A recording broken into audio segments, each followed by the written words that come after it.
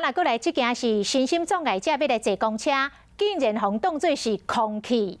台中一个新兴障碍的高中生等公车，15分钟内连续3班过去，无甲一班要甲载。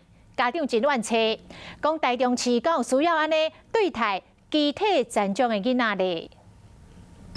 公车我站，这个司机真熟手将这个铁棒啊拖出来，帮助这个李同学的轮椅上公车。因为进行这个李同学坐其他班车公车的时，伫15分钟内连续3班公车无要甲载。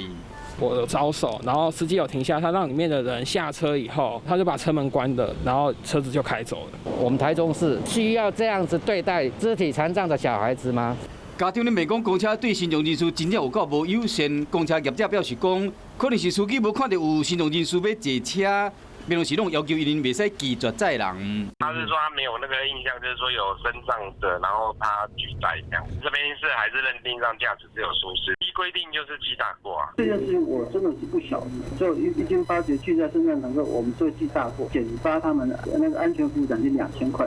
台中市有1202台低底盘的公车，毋过有配电动铁棒的比率较无一成。市政府表示讲，可能有司机人工用手去拖伤废气。惊耽误时间，就咧继续加载。未来会考虑以奖励方式鼓励因服务身障的人士。